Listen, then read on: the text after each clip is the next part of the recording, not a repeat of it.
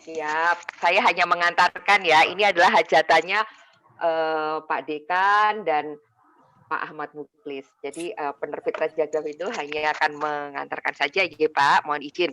Ya. Bismillahirrahmanirrahim. Assalamualaikum, selamat pagi. Waalaikumsalam warahmatullahi Selamat wabarakatuh. pagi.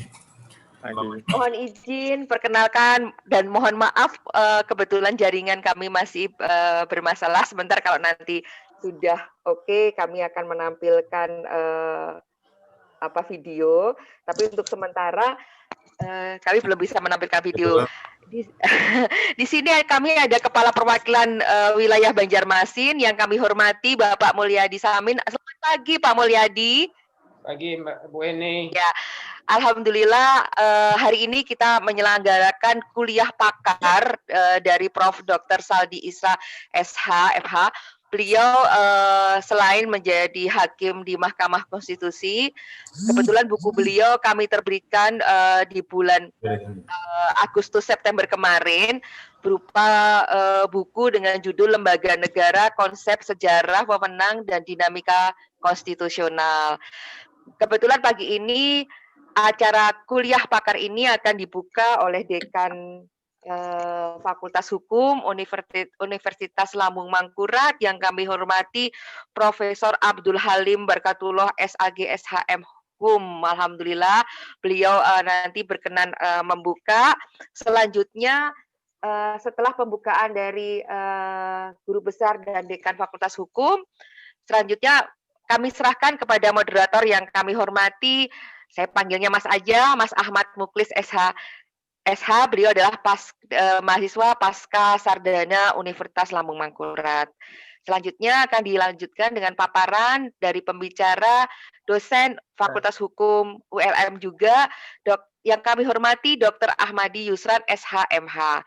Setelah dari pemaparan dan pembukaan dari institusi Fakultas Hukum Universitas Lambung Mangkurat, akan disambung dengan kuliah pakar dari Profesor Dr. Saldi Isra SH tentang buku beliau tentang Lembaga Negara, Konsep Sejarah, Wewenang dan Dinamika Konstitusional. Setelah pemaparan dari kuliah pakar, akan ada kuisnya itu boleh dari Pak Dr. Ahmadi Yusran, boleh dari Prof. Saldi. Pada dasarnya kuis tersebut akan kami berikan hadiah buku dari promosi dari Pak Mulyadi, Kepala Perwakilan Penerbit Raja Grafindo Persada yang berada di Banjarmasin. Kurang lebih susunannya seperti itu, Mas Ahmad Muklis. Untuk itu kami amit mundur, kami akan mengawal acara ini kurang lebih 2,5 jam. Saya Heni dan Mas Pandu yang bertugas di sini, insya Allah akan mendoakan selalu acara ini berkah, manfaat, dan menjadi tambahan ilmu bagi kita semua. Akhir kata, kami pamit. Wassalamualaikum warahmatullahi wabarakatuh. Selanjutnya kami serahkan kepada moderator Mas Ahmad Muklis SHMH. Monggo Mas, silahkan. Assalamualaikum warahmatullahi wabarakatuh. Waalaikumsalam warahmatullahi wabarakatuh. Selamat siang dan salam sejahtera untuk kita semua. Kayaknya ini semangat semua pada hari ini nih. Kata Mbak Heni tadi ini perdana ya untuk. Iya, benar. Perdana, jadi Banjarmasin. Pecah telur. Iya, pecah telur Mas dari MK. Oke, alhamdulillah. Suatu kebanggaan juga bagi kami ini bisa menjadi perdana. Tapi walaupun perdana biasanya tidak lebih baik daripada nanti yang kedua dan ketiga. Insya Allah yang kedua dan ketiga itu lebih baik daripada kami yang perdana. Walaupun memulainya saja gitulah. Bapak-bapak dan ibu sekalian, ternyata setelah kita lihat ini yang hadir ternyata banyak dari bukan cuma Banjarmasin, bahkan tadi ada bapak dari Madura, kemudian dari mana. Terima kasih atas kehadiran bapak-bapak dan ibu sekalian dalam kegiatan virtual kita pada hari ini. Walaupun kita jauh dari segi fisik, tapi secara hati kita mungkin tetap bersama dalam virtual ini. Bapak-bapak dan ibu sekalian, tadi kita dapat informasi, kayaknya Prof. Halim Barakatullah ini tidak bisa hadir dalam acara kita untuk memberikan sambutan selaku Dekan Fakultas Hukum. Ada kegiatan yang beliau laksanakan dan tidak bisa diwakilkan, jadi mohon maaf. kayaknya untuk sambutan ini kita skip dulu. Tapi kalau misalnya nanti beliau masuk, misal di pertengahan acara dan sebagainya, nanti kita coba untuk memberikan tanggapan atau arahan selanjutnya saja untuk beliau bisa memberikan arahan selanjutnya seperti apa. Baik Bapak-Bapak dan Ibu sekalian, kita ada waktu 2 jam setengah kata Ibu Heni untuk menyampaikan ini. Terima kasih kepada Ibu Heni dari perwakilan Raja Wali ya, penerbit yang telah memfasilitasi kita pada hari ini. Mudah-mudahan mendapat berkah Bu di penerbitnya, mudah-mudahan cetakannya juga banyak, terbitannya juga banyak. Amin. Jangan lupa nanti buku-buku dari penerbit bisa kawan-kawan lihat mungkin di situsnya Bu ya, untuk Ya, yang berkaitan dengan hukum tata negaranya. Ya gitu ya Bu ya. Baik Bapak-Bapak dan Ibu sekalian, berbicara tentang lembaga negara ini tentu terlepas dari segala problematikanya, dimulai dari istilah, klasifikasi, sampai dengan hak dan kewajiban serta problematika yang berhadapan padanya.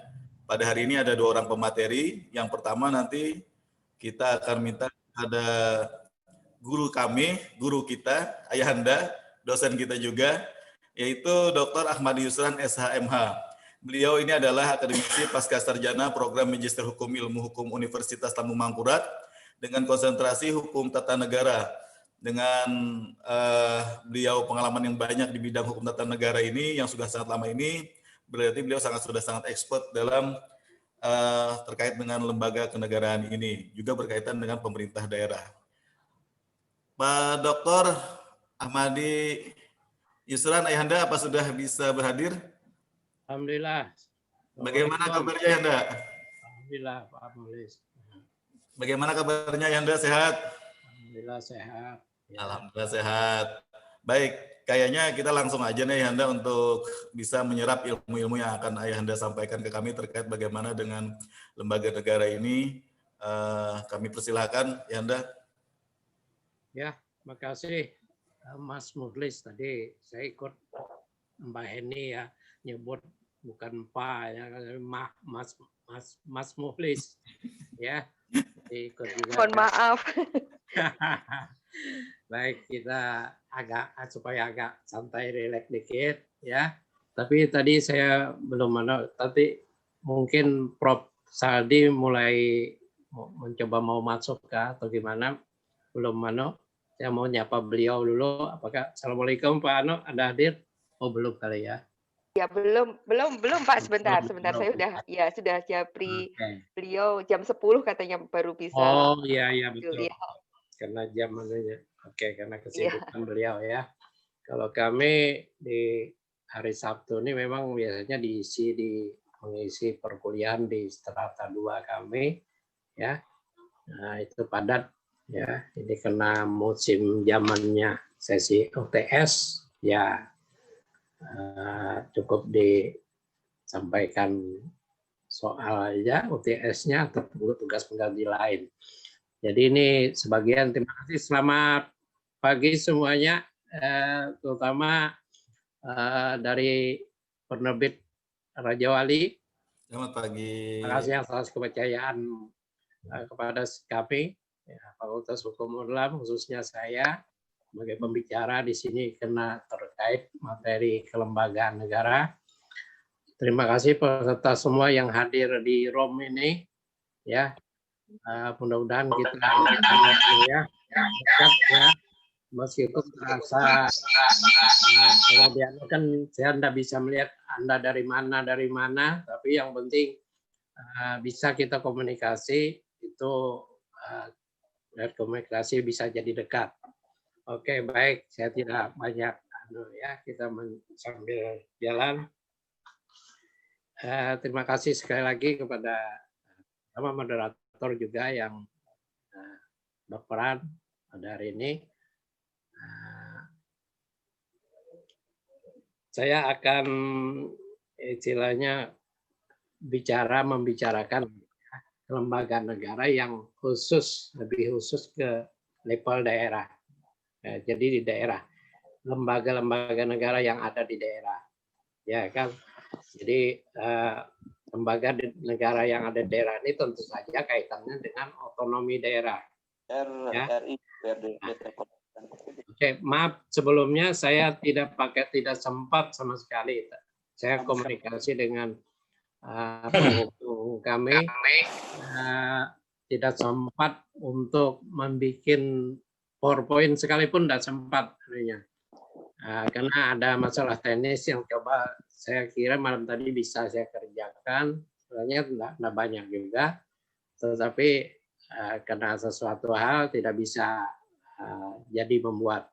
Saya sudah bilang sama penghubung kami, ya, kebetulan mahasiswa kami juga, bahwa kalau tidak sempat saya akan langsung mempresentasikan aja.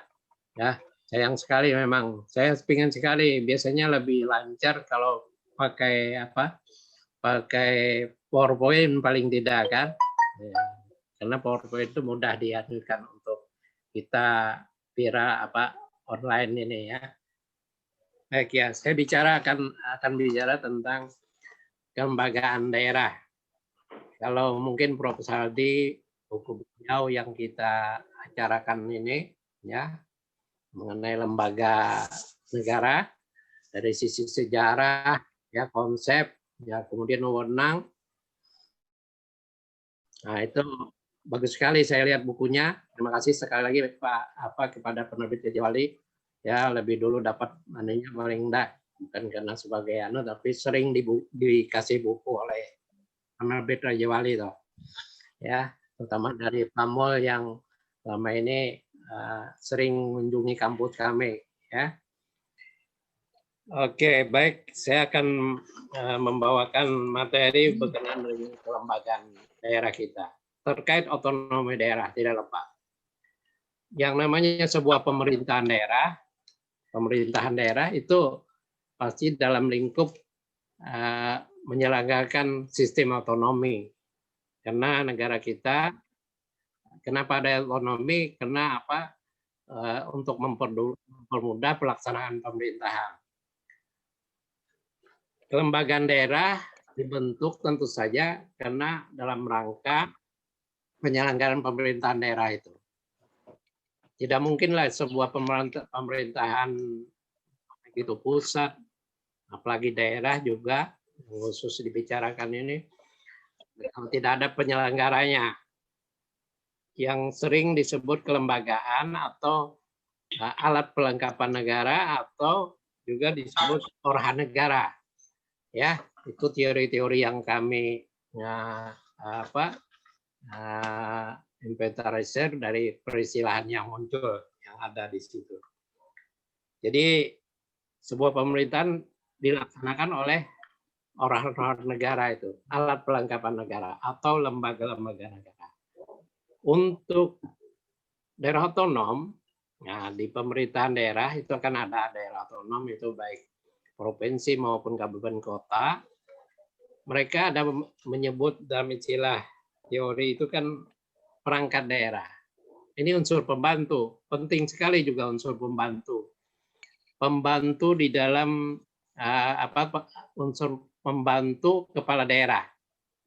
Sebab kalau di otonomi cuma ada pemimpinnya, di daerah itu kan cuma ada eksekutif, legislatif, kalau istilah terkait politika.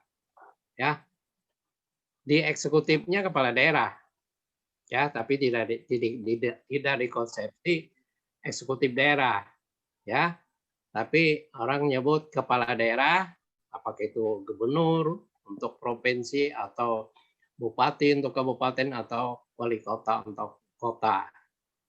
Nah itu yang kepala daerah sebutan umumnya. Lalu di pilar kedua dari pemerintahan yang ada daerah itu hanya dua pilar kan, eksekutif dan legislatifnya. Legislatifnya itu DPRD-nya. Tidak ada di situ lembaga yang namanya peradilan loh. Ya kan? Karena dua pilar ini yang dipahami di daerah itu harus jalan. DPRD dikatakan sebagai mitranya atau pendukung kerjasama dengan pemerintah daerahnya. Ya. Nah, Jadi kepala daerah tadi, baik gubernur, bupati, wali kota yang memimpin, tapi dilengkapi tidak ada maknanya, tidak bisa jalan sebuah pemerintahan tanpa ada kelembagaan daerah yang lain yang disebut oleh undang-undang Pemda itu, undang-undang pemerintahan daerah, nyebutnya perangkat daerah. Perangkat daerah inilah yang kalau terutama yang orang hanya bisa melihat, kalau saya analogkan di pusat itu ada di departemen atau kementerian ya. Di pemerintah pusat itu kementerian atau departemen. Nah, kalau di daerah itu ada yang namanya perangkat daerah tadi yang dinas ya, mungkin dinas lebih strategis. Masyarakat awam umum hanya mengenalnya dengan yang namanya dinas. Padahal banyak selain dinas kan. Karena perangkat daerah itu dimulai dari yang namanya sekretariat daerah yang dipimpin oleh sekretaris daerah. Kemudian ada di bidang pengawasan inspektorat daerah. Ya, baik itu provinsi, kabupaten, kota juga ada. Ya. Selain dinas tadi, ya sekretariat daerah lebih dulu kan yang dekat dengan pimpinannya, kepala daerahnya, lalu inspektorat, lalu dinas-dinas atau badan-badan yang dibentuk oleh daerah. Nah ini yang oleh undang-undang sekarang ya, disebut badan-badan. Dulu undang-undang ada yang nyebut undang-undang Pemda, dulu ada lembaga teknis, ya istilah lembaga teknis. Awas ada bengal. Halo, ya. Oh maaf, ya. Pak. Saya kira ke saya. Oke ya. Jadi itu kelembagaan perangkat daerah yang ada. Di unsur eksekutif yang membantu kepala daerah tadi, ya kita sebut aja eksekutif daerahnya. Nah ini tadi kan mulai dari sekretariat daerah, inspektorat daerah, lalu dinas-dinas, lalu juga ada badan-badan yang dibentuk. Ya. Lalu untuk itu yang untuk provinsi ya, sampai dinas itu. Tapi untuk yang kabupaten kota, karena di daerah itu kan ada daerah otonom untuk provinsi dan kabupaten kotanya. Yang kabupaten kotanya itu ditambah dengan ada selain badan tadi terakhir ya, selain sekretariat daerah, inspektorat daerah, dinas-dinas ya, juga ada yang namanya kecamatan ya, kecamatan. Nah Anda tahu kan kecamatannya di atasnya, di bawah kecamatan itu kelurahan ya, yang melingkupi kelurahan itu namanya kecamatan. Ini untuk kabupaten kota. Ini sebenarnya lembaga yang dimiliki oleh daerah ya, meskipun dia dikatakan oleh undang-undang Pemda itu unsur pelaksana pembantu, unsur pembantu yang membantu pemerintah kepala daerahnya. Benar aja, betul aja pembantu. Tanpa dukungan bantuan dari perangkat daerah ini, maka kepala daerah itu kan tidak bisa jalan memimpin pemerintahan daerah. Ya, ini yang dulu kan istilah teknis mungkin ya, bukan dulu, sampai sekarang juga orang Pemda itu, orang birokrasi sering nyebut istilah SKPD loh. Nah, yang dari Satuan Kerja Pemerintah Daerah. Ya. Jadi tadi seperti menyebut di undang-undang dulu juga ada lembaga teknis daerah. Nah, ini ketika pembentukannya jadi persoalan karena di beberapa daerah itu tidak sama toh. Tidak sama kan? Jadi oleh peraturan PP yang ngatur, nah, itu disebutkan sesuai kebutuhannya, kebutuhan daerah masing-masing untuk mengadakan lembaga teknis ini. Nah itu dulu kan yang namanya.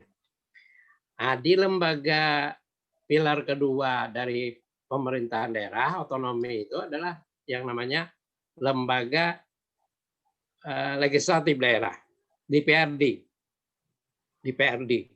DPRD ini juga ada sekretariat. Ya, itu lembaga yang menjalankan fungsi DPRD itu banyak dibantu oleh dijalankan oleh sekretariat DPRD-nya yang dipimpin oleh sekretaris dewannya, ya kan? Kalau di eksekutif sekretaris daerahnya. Nah, karena itu orang awam sudah akrab dengan istilah sekwan, sekretaris dewan, ya, yang menjalankan sekretariat DPRD. Nah, itu yang lembaga yang dibentuk adanya. Tidak banyak kelembagaan yang ada di daerah, ya. Kalau di pusat itu kan ada yang paling banyak itu yang non kementerian. Nah, kalau kementerian kan ditentukan, ya, ditentukan tidak banyak, ya. Lalu yang non kementerian macam-macam, nomenklatur kelembagaan juga beda-beda, toh. Nah, macam-macam nomenklatur kelembagaan pusat, ya, ada badan, ada lembaga, ya, ada setingkat yang namanya komisi juga. Nah, ini persoalan yang oleh undang-undang Pemda, karena otonomi itu kan bagi kami orang akademis itu selalu berpijak kepada tergantung istilahnya undang-undang yang membentuk sistem itu, menciptakan sistem itu undang-undang. Jadi selalu bicaranya dulu normatif paling kada dulu, ya kan? Normatif dulu kan, mencermati hal yang dinormakan oleh undang-undang. Nah, ini kan bagi orang hukum, mahasiswa hukum, ya, nah itu belajarnya dari teori normatif ini lebih dulu. Sebab ya saya seringnya itu kan kalau ketika menguliahi mahasiswa juga gitu, kalau nggak belajar teori tiba-tiba tahu di praktek nggak mungkin loh, ya bisa salah nanti prakteknya. Atau kalau teorinya lemah, punya kelemahan, karena undang-undang itu bagian dari teori toh. Nah, harusnya bercermin pada teori yang umum. Nah, jadi teori di undang-undang itu sering lemah. Ya, orang menciptakannya nggak banyak. Makanya undang-undang kan sering dirubah. Undang-undang Pemda kita aja sering merubah, ya, sering diadakan perubahan-perubahan. Ya, kalau Anda mungkin tahu, ya, periodisasi berlakunya kita setelah merdeka itu kita belum punya sama sekali undang-undang Pemda, toh. Nah, jauh dari undang pengatur kelembagaan yang baik, karena undang-undang loh yang menegaskannya nanti, yang ngaturnya. Kita pakai prinsip hukum administrasi yang oleh orang hukum. Ketika lembaga negara itu dibentuk, maka sejak saat itu maka kewenangannya harus jelas, ya, tidak boleh sampai overlap atau tumpang tindih kan. Nah, ini yang terjadi di dalam praktek itu ada aja kan. Nah, terjadi aja overlap atau terkesan overlap. Nah, tapi kan sudah diselesaikan, ya, kelembagaan ini menjadi penting, fokus pada kewenangan kelembagaan. Turunnya dari mana? Kalau di pusat itu kelembagaan negara pusat itu yang pokok, yang utama, sering oleh kami disebut yang utama.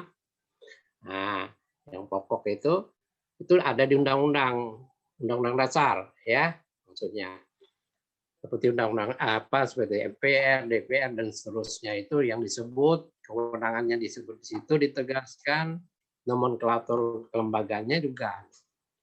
Nah, untuk di daerah, kalau kalau kita mau masuk mencermati kewenangannya itu, karena kan struktur hubungan ke lembaga daerah yang dibentuk itu semuanya ada pertanggungjawaban. Kemana pertanggungjawabannya? Daerah itu otonom, daerah otonom yang mimpin kepala daerah. Nah, makanya dinas misalnya, ya, dinas daerah itu akan bertanggung jawab kepala dinasnya dengan di atas kepala daerahnya, berarti kan. Nah, soal pertanggungjawaban. Tapi ada persoalan yang mungkin kita bisa jadi sharing, ya, untuk dibicarakan, diskusikan di sini soal otonomi kelembagaan di daerah. otonomisasi kelembagaan daerah itu. Ini penting karena saya membawa bahwa daerah itu sebenarnya daerah otonom. Dia melaksanakan urusan yang namanya desentralisasi, bukan dekonsentrasi. Ya, kalau dekonsentrasi itu urusan pusat, induknya ke pusat, ya, dominasinya di pusat. Ya, kalau otonomi daerah itu berarti intinya, saya sering mulai mahasiswa baik S1 S2, otonomi daerah itu intinya desentralisasi. Ya, dari istilah konsep autonomos kan. Itu Latin auto sendiri, nomos pemerintahan sendiri. Nah, itu harus diciptakan bagus kondisinya ya supaya otonomi tidak banyak diatur, tidak banyak dicampuri dalam tanda petik oleh negara, oleh pemerintah pusat. Ya kalau otonomi ya otonomi. Yang mana otonomi yang betul-betul? Nah, ini kadang-kadang kan orang kita salah memahami juga persoalan otonomi. Nah, otonomi daerah yang berbeda mungkin dengan otonomi desa. Atau otonomi desa, otonomi yang murni. Nah, ini sebuah pemerintahan yang perlu dicermati juga ya. Untuk yang menarik, otonomi desa itu apakah tidak menjadi banyak diatur dalam tanda petik oleh pemerintah tingkat atasnya ya, atau yang paling dekat itu kabupaten ya, atau pemerintah daerahnya. Yang kedua adalah ini masih dalam bentuk nanti saya dalam bentuk apa istilahnya melemparkan semacam pertanyaan. Yang pertama soal otonomisasi kelembagaan daerah itu sendiri. Yang kedua soal pengawasan ya terhadap lembaga daerah yang ada. Nah, karena sebuah pemerintahan daerah, meskipun itu pemerintahan daerah otonom, tidak lepas dari asas penyelenggaraan pemerintahan yang baik. Ya, dan saya yang baiknya asal penyelenggaraan pemerintahan itu pasti ada accountability, ya. Jadi pertanggungjawaban pasti toh, bukan hanya melaksanakan pelayanan umum, public service kepada masyarakat, tapi pertanggungjawaban di balik itu harus selalu ditelusuri. Nah, ini persoalan-persoalan yang muncul ketika kelembagaan itu hadir melaksanakan kinerjanya, melaksanakan fungsinya, tetapi persoalan yang ada terkait pelayanan umum yang banyak masih diperbincangkan, ya, tapi juga perlu ke atas ada yang namanya pengawasan, ya. Ya, kalau bicara konflik kelembagaan karena dia di bawah struktural berada bertanggung jawab kepada kepala daerah, nah itu sudah jelas, ya kan? Nah, jadi mungkin kita aja, tapi kalau mau didiskusikan lagi ya berarti kan kita membuat pola baru dalam penyelenggaraan pemerintahan daerah. Ya, tapi karena struktur kelembagaan daerah, lembaga yang namanya terutama perangkat daerah tadi bertanggung jawab kepada kepala daerahnya, toh. Nah, jadi soal konflik akan teratasi di situ. Tidak ada lembaga khusus yang dibentuk seperti MK di pusat untuk menyelesaikan kelembagaan konflik kewenangan kelembagaan, ya, antar kelembagaan, ya, itu MK ya. Jadi ini mungkin yang bukan pengantar ya, tapi yang ringkas sekali. Maaf sekali lagi saya untuk semua peserta diskusi kita ini untuk tidak menampilkan dalam bentuk tidak sempat. Maaf sekali ya, cukup mungkin sampai sini kita. Yang bagus itu saya juga senang sekali kalau kita sharing ya, apalagi ini muncul sebuah buku baru yang ditulis Prof. Saldi. Nah, ini beliau kan sudah tidak diragukan lagi kepakaran beliau di hukum tata negara, dan terakhir jabatan beliau kan adalah sampai sekarang masih menjabat di tadi disebutkan oleh oleh pengantar Mbak Heni tadi ya.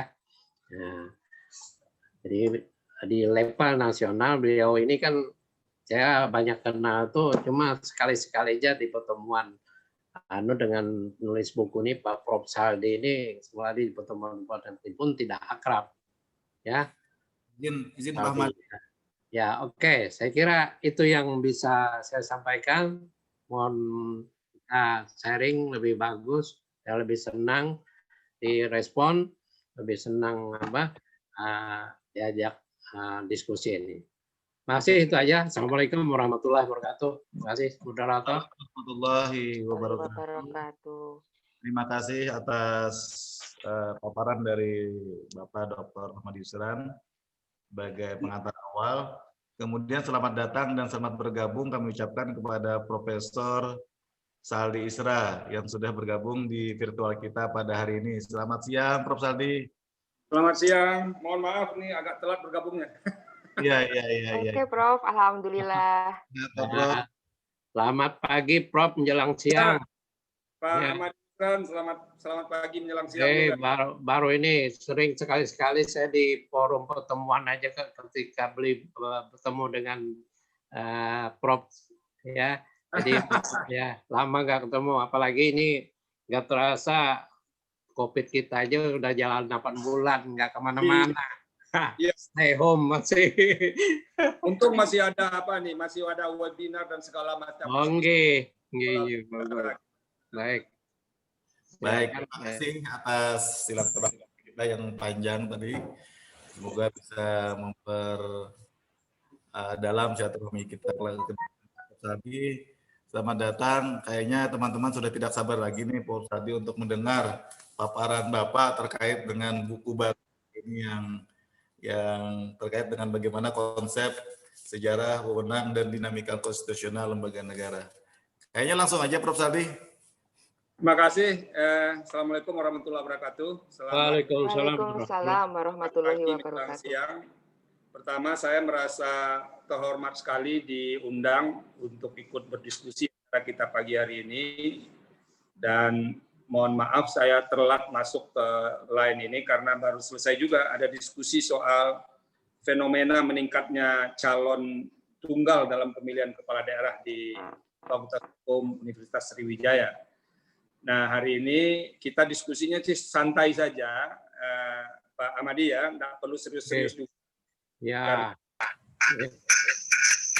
Saya juga sengaja agak lebih santai, pakai baju kaos, pakai supaya suasananya lebih agak rileks begitu. Tapi tambah keren, tambah. Aduh, alhamdulillah. Nah, luar biasa. Jadi izinkan cerita dulu Pak Ahmadi, teman-teman ya semua. Buku ini sebetulnya buku yang saya dan teman-teman di Fakultas Hukum Andalas itu sudah hampir sejak 5 tahun lalu janji dengan Raja Wali mau membuat buku textbook tentang lembaga negara. Jadi saya dan teman-teman muda saya ada Ferry Amsari, Charles Simabura, Khairul Fahmi, itu sudah hampir sekitar 4 tahun lebih yang lalu sudah pernah membuat outline. Bahkan sudah ada teman itu yang selesai 1 chapter, tapi karena kesibukan masing-masing, tidak bisa diselesaikan. Akhirnya naskah itu tidak ada dan tidak pernah muncul ke permukaan. Dan kemarin ketika COVID datang ini, jadi kita nggak boleh juga menyalahkan COVID ini. COVID datang itu, teman-teman di Mahkamah Konstitusi mengingatkan saya, kita bulan Agustus itu akan launching buku lagi katanya. Mas Saldi, ada yang panggil Prof, ada yang panggil Mas, ada yang panggil Uda, segala macam lah. Harus ikut lagi katanya untuk ikut terlibat dalam launching buku itu. Nah akhirnya tidak ada pilihan lain. Saya pikir-pikir mau nulis apa lagi untuk apa tahun ini. Dan sejak April itu saya sudah sampaikan ke teman-teman itu panitia saya akan nulis buku lembaga negara, akan saya kan, dan saya sampaikan ke Raja Wali ada Mbak Eni. Saya akan menulis buku lembaga negara, mudah-mudahan bisa, walaupun tidak tebal-tebal banget kata saya kan, mungkin 150, 180 halaman sudah cukup. Tapi Mbak Eni itu gembira, orang Raja Wali gembira, tapi menantang saya kalau mau nulis buku apa juga, buku lembaga negara harus ada yang membedakan dibanding yang lain katanya. Karena sudah banyak sekali buku-buku lembaga negara ini. Akhirnya saya memikirkan, oh kalau begitu saya akan jelaskan konsep lembaga negara ini, bagaimana perkembangannya, lalu bagaimana lembaga negara itu diterjemahkan dalam putusan-putusan Mahkamah Konstitusi. Jadi kalau ada judulnya di sini, konsep sejarah wewenang, mungkin sejarah wewenang ini sudah agak terlalu umum ditulis oleh buku-buku lembaga negara. Yang baru itu dinamika konstitusionalnya. Jadi kalau dilihat di buku ini, hampir setiap lembaga negara di setiap babnya itu ada putusan Mahkamah Konstitusi tentang lembaga negara itu. Bahkan di chapter awalnya, di bab pertama itu, ada juga putusan Mahkamah Konstitusi yang mengkonstruksikan bagaimana lembaga negara menurut konstitusi itu. Jadi buku ini setidak-tidaknya ada hampir 20 putusan Mahkamah Konstitusi yang dijadikan rujukan untuk menjelaskan masing-masing lembaga negara. Nah, tanpa saya sadari, Pak Ahmadi, itu nulis terus, rupanya banyak juga jadinya. Akhirnya hampir 400 halaman. Kalau tidak ditahan nih bisa apa? Bisa lebih tebal lagi. Tapi saya janji dengan Raja Wali, saya akan menyelesaikan penulisan lembaga negara ini secara tuntas. Nanti mungkin akan ada berikutnya. Kalau ini lembaga negara yang tadi disebut oleh Pak Ahmadi, ini yang utama saja, yang main organ saja. Jadi DPR, DPD, MPR, kemudian Presiden, BPK, Mahkamah Agung, Mahkamah Konstitusi. Jadi 7 saja ini di dalamnya. Kalau ditambah lembaga lain, yang di dalam putusan Mahkamah Konstitusi disebut dengan supporting organ, itu bisa menjadi lebih banyak lagi. Ada KPU, ada Komisi Yudisial, banyak sekali lembaga negara. Nah, itu. Nah, paling tidak saya berpikir ini dengan mulai menulis seperti ini, kita mulai. Nah, ini salah satu kelemahan kita di perguruan tinggi selama ini, Pak Ahmadi. Kita hampir tidak peduli dengan putusan-putusan pengadilan. Jadi kita mengajarkan teori ini, jarang mengkontesnya, teori-teori itu bagaimana dia dipraktekkan, termasuk bagaimana sikap pengadilan terhadap teori-teori itu. Gitu. Nah, ini model penulisan yang saya pelajari dari buku-buku yang diterbitkan di luar. Kebetulan saya punya buku di atas meja ini, buku standar yang digunakan untuk belajar hukum tata negara di Oxford. Itu ada satu buku standarnya, dan itu ada teori bagaimana penyelenggaraannya, bagaimana putusan pengadilan terkait dengan lembaga negara itu. Akhirnya tidak bisa tidak, mahasiswa kita tidak hanya menguasai teori, tidak hanya menguasai bagaimana dia dilaksanakan karena ada aturannya dan dilaksanakan dalam praktek penyelenggaraan negara, tapi juga tidak bisa tidak, mahasiswa juga menjadi terpaksa mencari putusan-putusan pengadilan yang relevan dengan lembaga negara itu. Jadi itu sih sebetulnya yang saya dorong dengan dengan menulis buku lembaga negara. Sebelum buku ini, tahun lalu saya meluncing buku ini juga, buku Pemilihan Umum Demokratis, dan ini persis dengan buku lembaga negara ini. ini menjelaskan pemilu demokratis dalam konteks hukum kita, apa yang ditulis dalam konstitusi dan kemudian diterjemahkan ke undang-undang, bagaimana dia dipraktekkan, dan bagaimana putusan-putusan Mahkamah Konstitusi mengkonstruksikan pemilihan umum demokratis itu.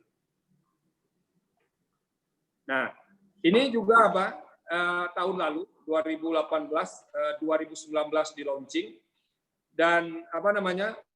Ini betul-betul mengkontestasi putusan-putusan Mahkamah Konstitusi terkait dengan pemilihan umum. Jadi diabstraksikan. Ini ada juga buku. Jadi Pak Amadi, saya menulis buku misalnya nih sistem pemerintahan. Ini saya tulis lebih kurang 30 hari.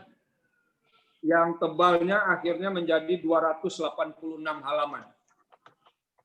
Saya tulis apa? Sekitar 30 hari, dan ini antara saya menyampaikan bahwa saya akan menerbitkan buku dengan buku ini selesai, ini cepat sekali. Dan ini kata Mbak Heni termasuk buku Bestseller. paling laris di Raja. Bestseller ya. Ya, itu. Jadi, Bestseller, Prof. Mantap bestseller. nanti saya akan kirimkan ini buku saya secara utuh semuanya ke Pak Dekan yang diterbitkan Raja Wali. Nanti Mbak ini Alhamdulillah.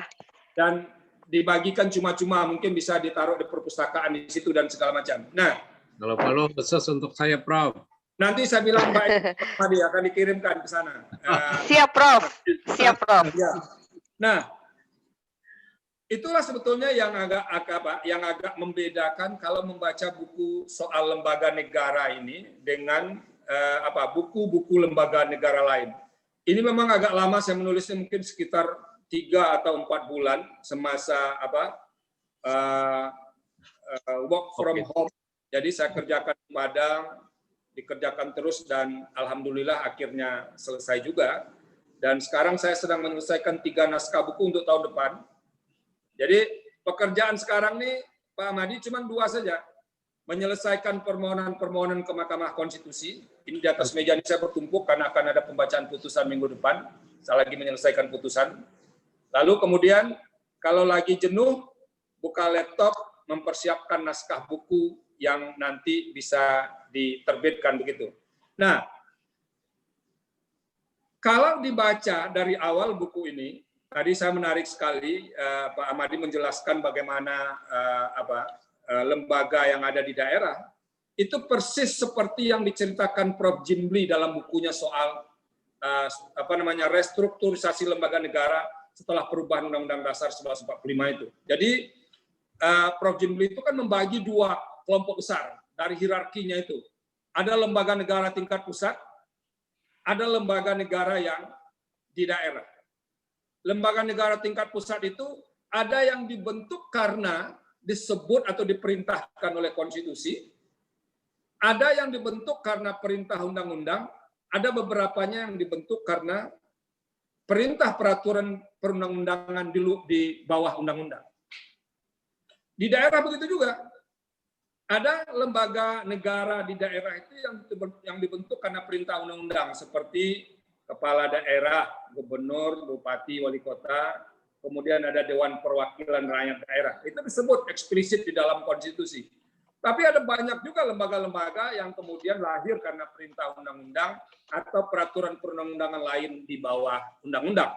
Jadi itu kalau orang menjelaskan lembaga negara dalam struktur hierarki pusat dan daerah. Nah, saya jelaskan juga di buku ini, dan ada juga ahli menjelaskan lembaga negara itu dilihat dari fungsinya.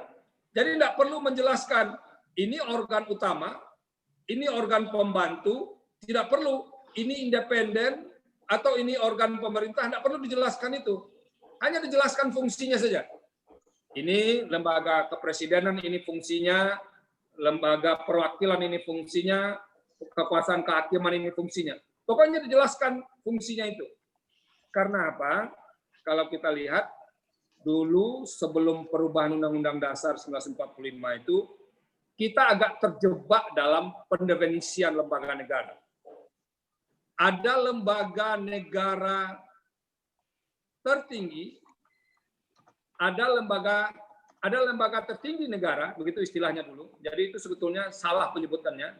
Ada lembaga tinggi negara. Itu dari penyebutannya saya sudah keliru itu. Harusnya lembaga negara tertinggi, bukan lembaga tertinggi negara. Nah, itu beda bahasa Indonesianya.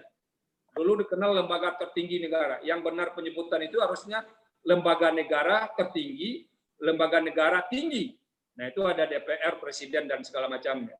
Nah, itu memang karena dulu diposisikan dengan memahami Undang-Undang Dasar sebelum perubahan, MPR itu adalah lembaga negara tertinggi, pemegang kedaulatan rakyat, dan dia adalah segala-galanya. Sehingga yang di bawahnya itu dianggap menjadi subordinatnya, dia berada pada level kedua ketika itu. Nah, itu salah satu yang dikoreksi juga dengan hasil perubahan Undang-Undang Dasar 1945. Nah, makanya sekarang di dalam ini saya mau menggunakan yang mana? Apakah mau menggunakan organ utama dengan organ pembantu, lembaga negara tertinggi atau lembaga negara tinggi, atau yang disebut oleh George Jelinek itu unmittenbar atau mittenbar. Jadi, lembaga negara yang muncul karena katanya itu perintah konstitusi atau tidak diperintahkan oleh konstitusi. Atau yang berkaitan dengan apa yang ada dalam konstitusi. Itu disebutkannya. Nah, sebagai sebuah buku teks, saya hanya memaparkan saja. Ini kelompok 1 begini menyebutnya, kelompok 2 begini menyebutnya, kelompok 3 begini menyebutnya. Jadi ada yang berdasarkan fungsinya, berdasarkan hukum pembentukannya, berdasarkan hierarki pusat dan daerahnya. Ini apa namanya yang dijelaskan di lembaga negara. Nah, yang menarik sebetulnya ketika saya menulis buku ini adalah bagaimana ide-ide awal lembaga negara ini berkembang. Misalnya, contoh yang paling umum kalau orang hukum itu bercerita soal kekuasaan kehakiman.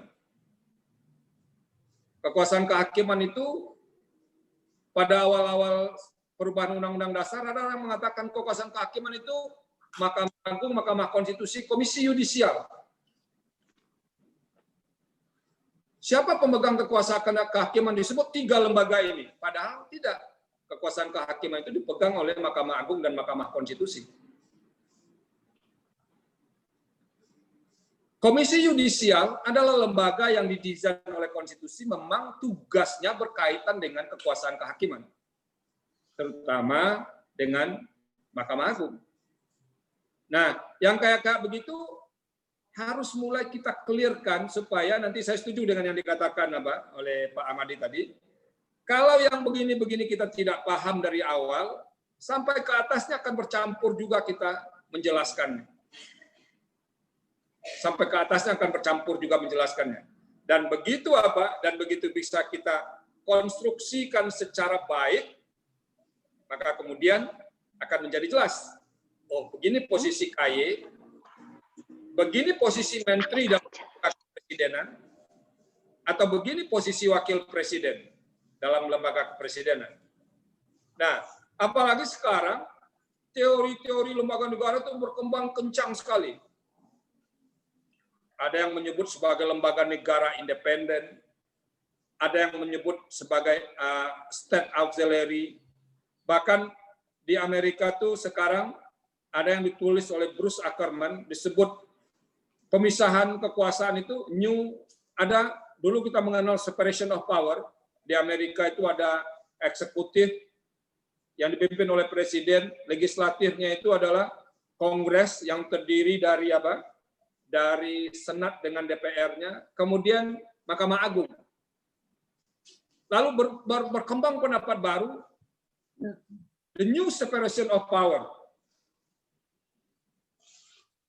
Jadi ada separation of power yang baru. Belum sampai 10 tahun pemikiran itu muncul pemikiran baru, the newest separation of power. Jadi katanya ini pemisahan kekuasaan yang paling baru katanya begitu. Jadi begitu cepatnya dia berkembang begitu. Nah, kita sebetulnya tugas kita bagi kalangan akademis tentu bagaimana mengurainya secara baik dan sehingga mahasiswa kita bisa mempelajarinya secara baik pula, terutama struktur kelembagaan negara kita setelah perubahan Undang-Undang Dasar 1945. Jadi saya ini kadang-kadang agak prihatin juga, Bapak Ibu sekalian. Kalau ngajar di dalam kelas sekarang, kalau bicara konstitusi, hampir tidak ada lagi mahasiswa kita yang baca Undang-Undang Dasar sebelum perubahan. Nah, buku ini itu selalu menguraikan bagaimana misalnya Mahkamah Agung itu dalam Undang-Undang Dasar 45 sebelum perubahan, bagaimana Mahkamah Agung itu di dalam konstitusi RIS, bagaimana Mahkamah Agung dalam Undang-Undang Dasar sementara 50, lalu bagaimana Mahkamah Agung setelah perubahan Undang-Undang Dasar 1945. Ini kan sejarah hukum ketatanegaraan yang tidak boleh alfa diketahui oleh mahasiswa-mahasiswa hukum. Jadi buku ini itu tidak hanya menjelaskan setelah perubahan, tapi dirunut dari awal. Dirunut dari awal. Jadi mudah-mudahan buku ini bisa membantu kita untuk mendalami soal-soal yang terkait dengan lembaga negara. Karena sekarang misalnya debat soal siapa lembaga negara yang berwenang bersengketa di Mahkamah Konstitusi, secara akademik itu debat yang belum tuntas. Karena misalnya almarhum Profesor Sri Sumantri tegas mengatakan yang bisa berwenang di Mahkamah Konstitusi itu hanya lembaga negara yang kewenangannya disebut secara eksplisit di konstitusi. Lalu ada pendapat lain yang jauh lebih longgar begitu. Oh enggak, semua lembaga negara bisa bersengketa di Mahkamah Konstitusi.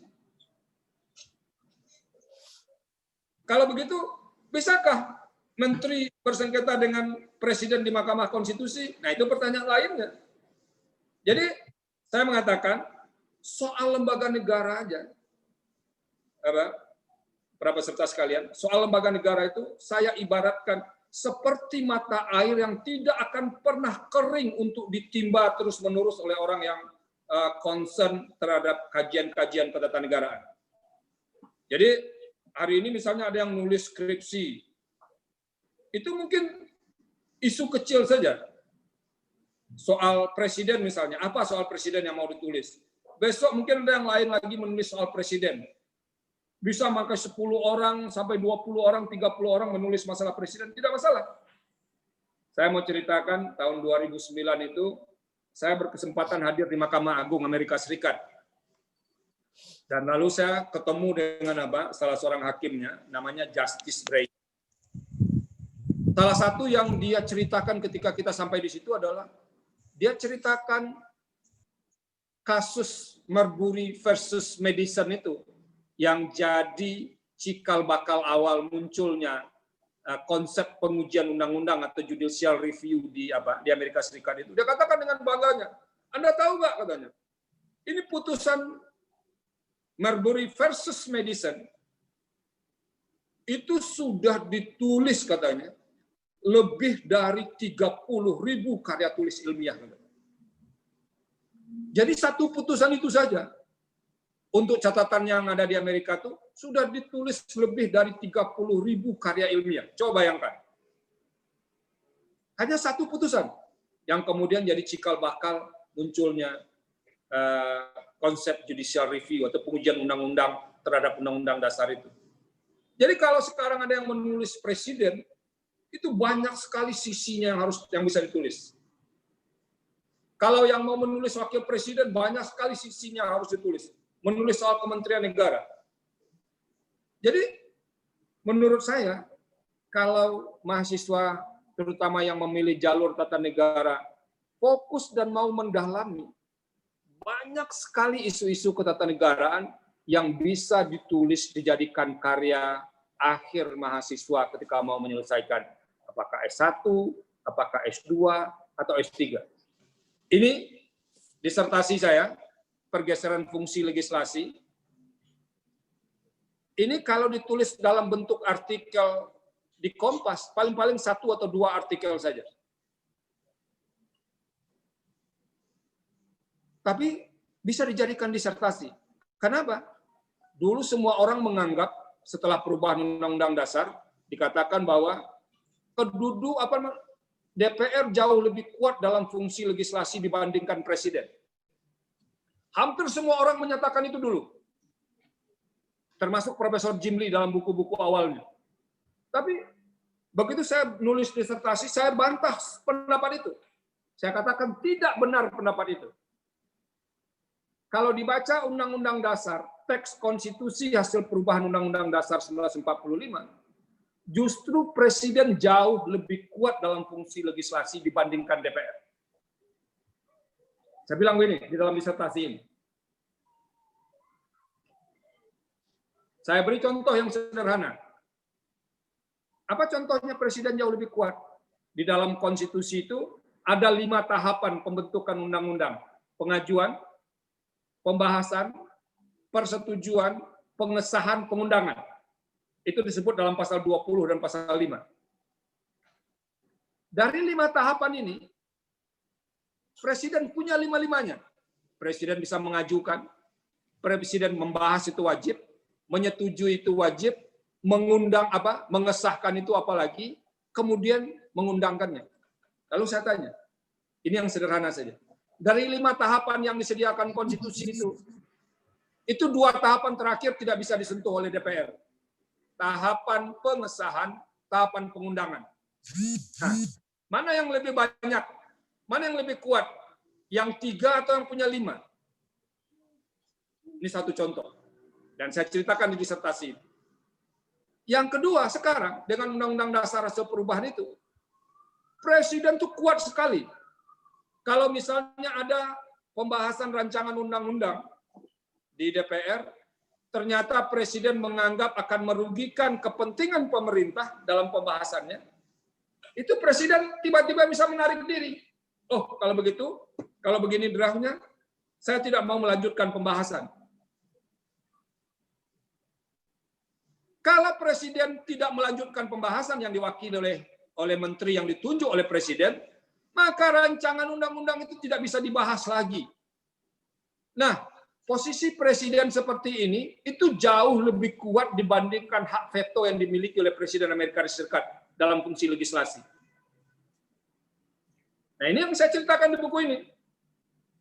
Isu yang mungkin kita anggap sederhana, tapi kalau dijelaskan dari konsep-konsep bagaimana pembentukan undang-undang dalam sistem pemerintahan presidensial, ternyata tidak sederhana juga pembentukan undang-undang itu.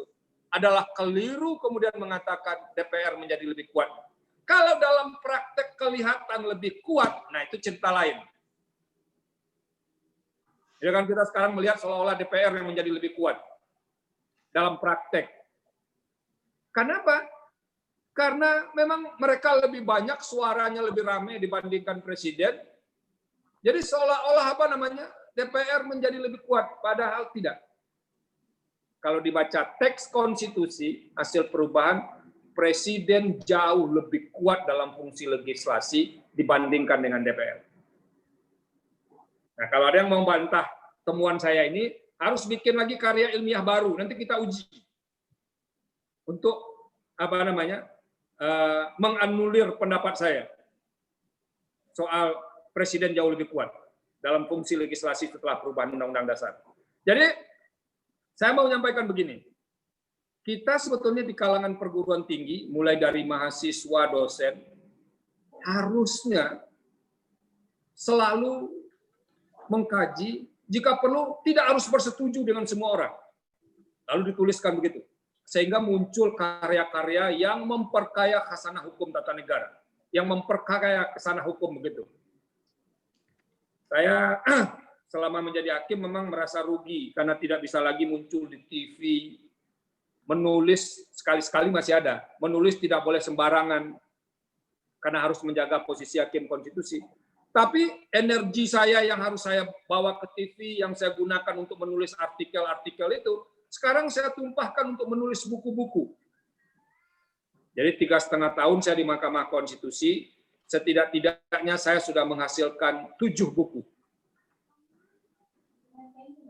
3,5 tahun di Mahkamah Konstitusi. Jadi sudah menghasilkan 7 buku, saya sudah menghasilkan jurnal yang terindeks Scopus itu sebentar lagi ada 3 yang akan keluar.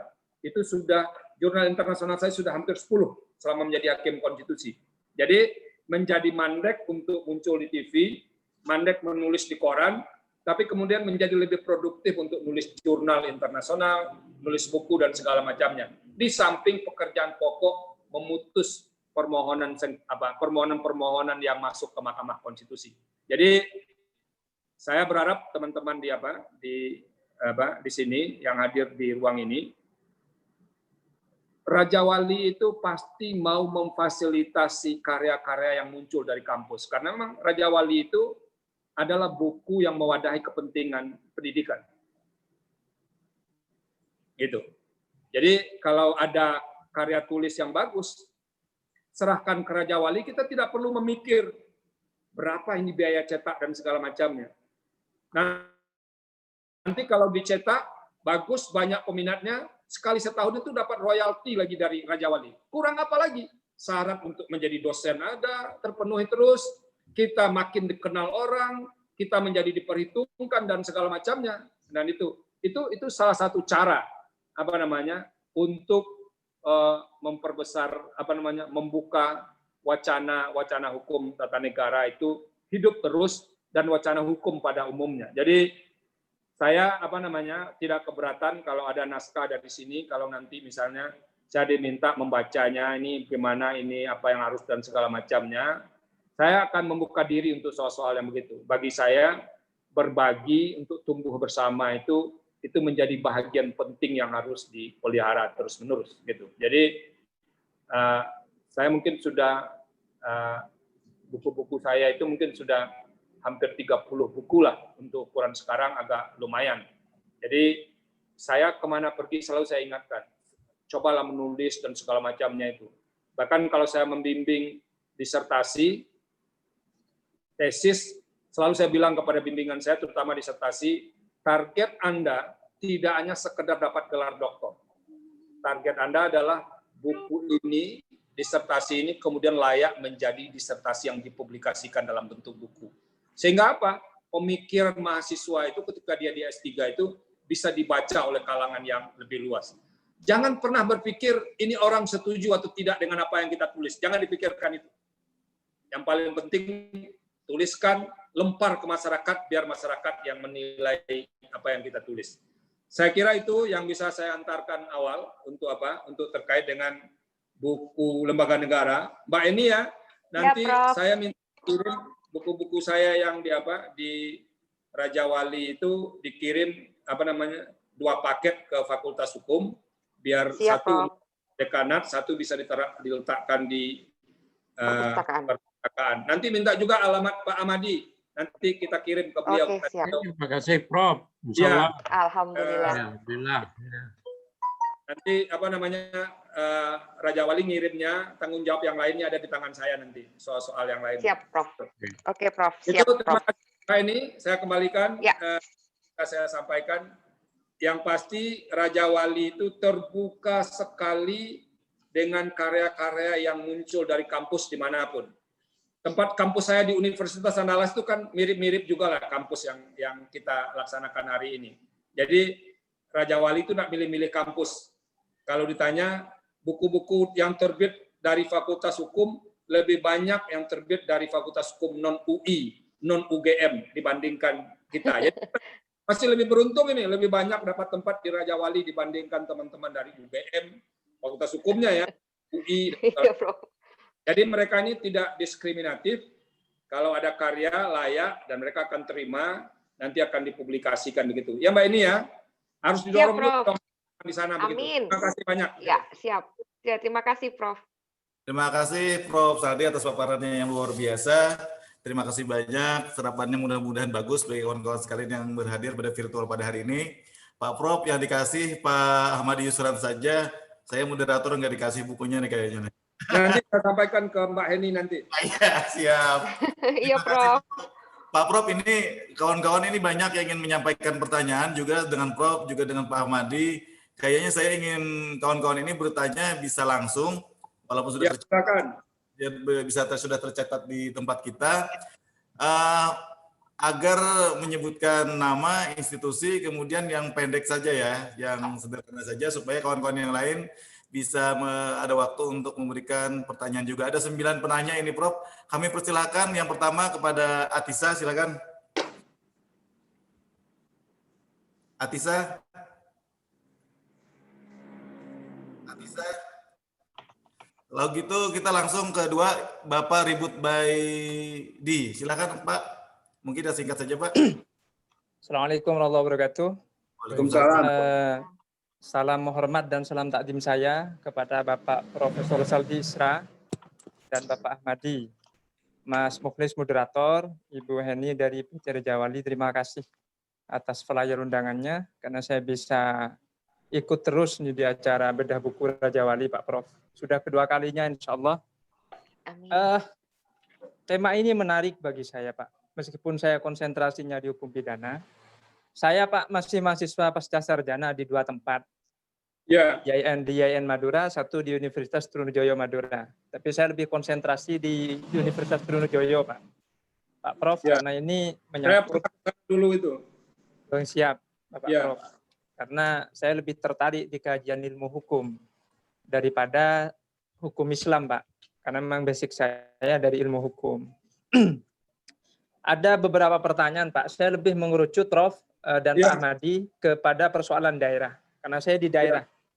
Dan saya kira ini penting bagi saya untuk mendapatkan pencerahan, jawaban dari Bapak Prof berkaitan dengan lembaga pemerintahan yang ada di daerah sebagai bagian dari amanat dari otonomi daerah.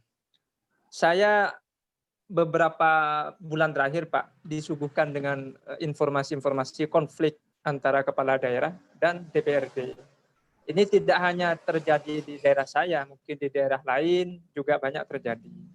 Berkaitan dengan kewenangan masing-masing yang ada. Saya mengutip 2 undang-undang, Pak, ya. Undang-undang yang sama-sama memberikan keleluasaan bagi 2 lembaga pemerintahan ini. Satu, Undang-Undang Nomor 23 Tahun 2014, sebagaimana dirubah dengan Undang-Undang Nomor 9 Tahun 2016 tentang pemerintahan daerah. Di situ pasal 184, 148 ayat 1 dan ayat 2-nya itu memberikan penjelasan bahwa DPRD ini sebenarnya berkedudukan sama sebagai unsur penyelenggara pemerintahan di daerah, kabupaten dan kota. Kemudian anggota DPRD ini sebagai pejabat daerah, sebagai pejabat negara di daerah. Tapi di Undang-Undang MD3, Pak, di Undang-Undang Nomor Undang-Undang MD3 Nomor 17 Tahun 2019, sebagaimana telah dirubah ya, Pak, dari 2017-2019 terakhir, pasal 379 ini justru DPRD di daerah itu diberi kewenangan hak mengajukan hak angket, hak interpelasi, dan hak-hak lain yang menyangkut kepada kewenangan dari DPRD tadi. Saya melihatnya ini, Pak, ada konflik norma kedua ini. Ada konflik norma atau pertentangan aturan hukum yang mengatur daripada lembaga pemerintahan di daerah, yakni DPRD dan kepala daerah. Satu sisi, DPRD ini harus berposisi sebagai pejabat negara di daerah, membantu eksekutif, membantu kepala daerah mensukseskan program-programnya. Tapi satu sisi dia diberi kewenangan untuk mengkritik, mengajukan hak angket, hak interpelasi. Sebagaimana kita ketahui bahwa hak interpelasi dan hak angket ini juga berefek hukum kalau ini diteruskan kepada aparat penegak hukum terkait dengan misalnya ada kesalahan di lembaga eksekutif. Nah, menurut saya kalau andainya langsung singkat Mas Mukhlis ya. Mohon pencerahan Pak Prof. Ya. Kalau melihat di undang-undang tentang pemerintahan daerah ini, otomatis DPRD kan tidak boleh dalam eksplisitnya ya untuk mengkritik kepala daerah eksekutif. Ya dukung saja agar programnya sukses. Tapi kalau melihat undang-undang MD3 ini, dia harus memposisikan diri sebagai pengawas sebenarnya. Ini mohon penjelasannya Bapak Prof dan Bapak Ahmadi. Terima kasih. atas waktunya. Mohon maaf agak sedikit lama. Assalamualaikum warahmatullahi wabarakatuh. Waalaikumsalam. Warahmatullahi wabarakatuh. Kita beri 2 kesempatan. Yang kedua ini Asri, kemudian dilanjutkan Azi Ferdinandi. Mungkin agak lebih singkat saja nanti ya. Silakan Asri.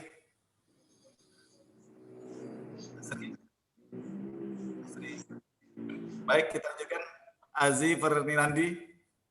Ya, baik Pak. Suara saya terdengar, Pak? Ya, terdengar, bagus. Singkat aja Pak ya. Assalamualaikum warahmatullahi wabarakatuh. Waalaikumsalam.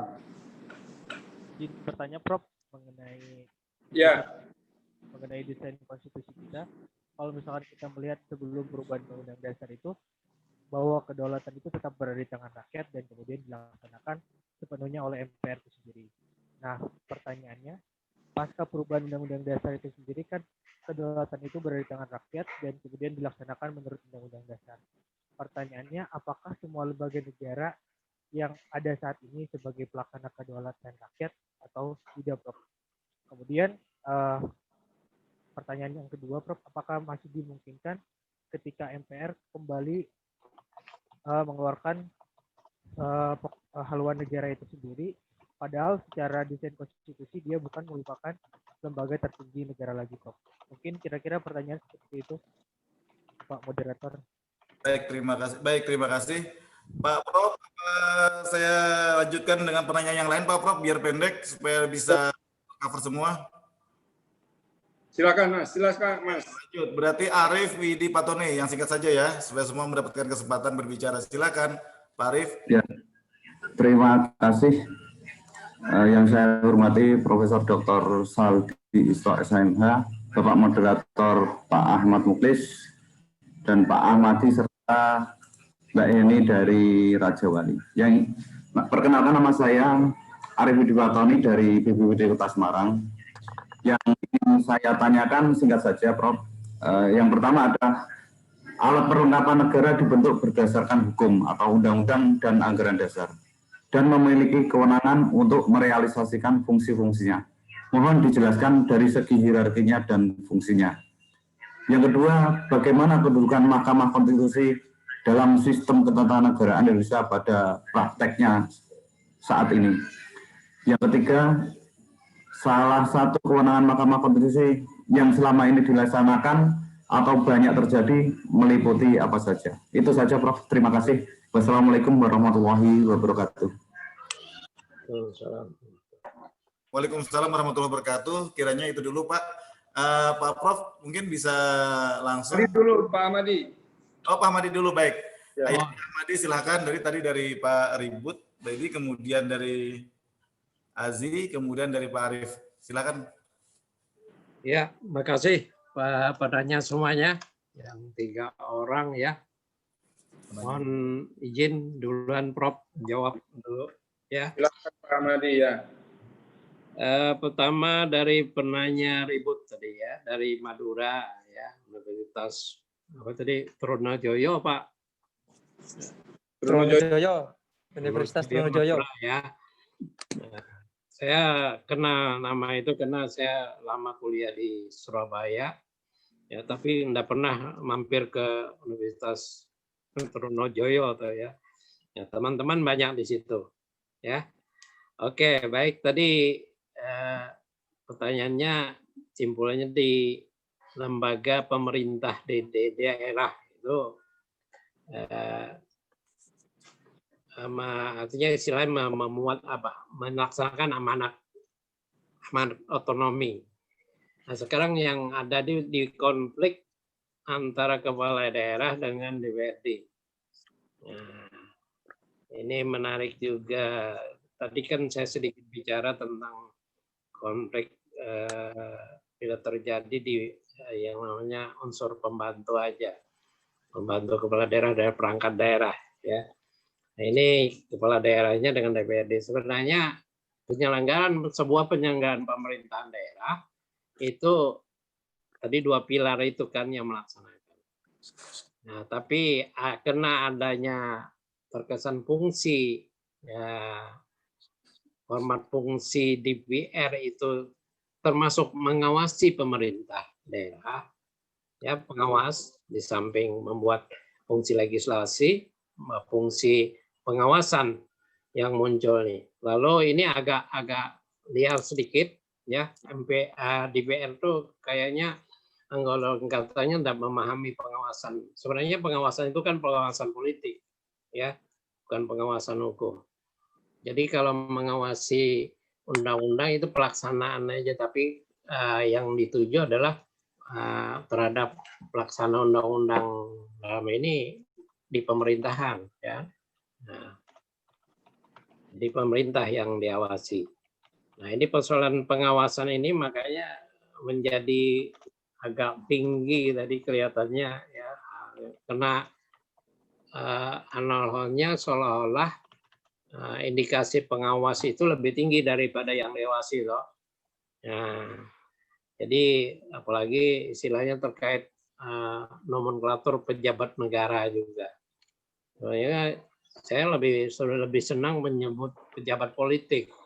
Ya, pejabat politik. Kepala daerah itu pejabat politik. Ya, karena tidaklah punya latar belakang, bisa aja latar belakangnya umumnya kan banyak juga dari politik, partai politik. Nah, kalau yang nomenklatur pejabat daerah itu memang ya harus diatur oleh undang-undang ketika ada persoalan yang terkait dengan persoalan hukum yang ada di baliknya itu. Jadi persoalannya itu ini tadi mohon diperjelas anunya tentang Mas Ribut ya. Saya sebut Mas Ribut aja.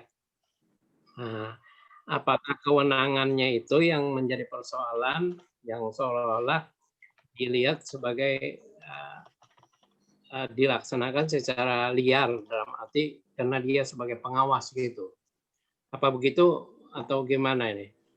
Itu memang kan pengawasannya tuh saya sebut orang akademik, orang teori menyebutnya pengawasan politik gitu kan. Bukan pengawasan hukum. Ya, pengawasan politik itu tidak berkonsekuensi ya langsung tidak berkonsekuensi pada penjatuhan kepala daerah yang diawasi atau pemerintah yang diawasi. Karena itu lalu muncul di daerah kadang-kadang di perbincangan, di praktek itu muncul istilahnya DPRD itu mau menjatuhkan kepala daerah. Tidak ada jalannya toh. Ya dulu memang undang-undang Pemda kita, pertanggungjawaban kepala daerah itu terfokus pada ya terarah kepada DPRD. Tapi DPRD nggak bisa langsung kan artinya. Ya, karena proses mekanisme hukum yang jalan. Undang-undang lalu mengalihkan soal DPRD tidak bisa memilih sekalipun kepala daerah bukan tidak diserahkan lagi kepada DPRD karena pemilihan langsung. Ya. Karena itu dominasi DPRD, legislatif di daerah ini juga jadi persoalan perbincangan bahan yang menarik untuk kalau ditulis.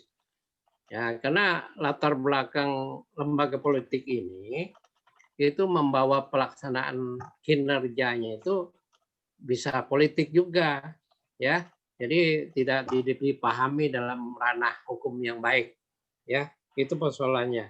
Ketika melakukan pengawasan itu ada sekali saya pernah ditanya anggota dewan, bagaimana kamu kalau kami tidak menyetujui menyetujui rancangan sebuah perda. Konsepnya kepersetujuan. Bagaimana kalau tidak menyetujui? Nah, dibilangnya kan gitu. Seolah-olah ada terkesan tidak mau menyetujui.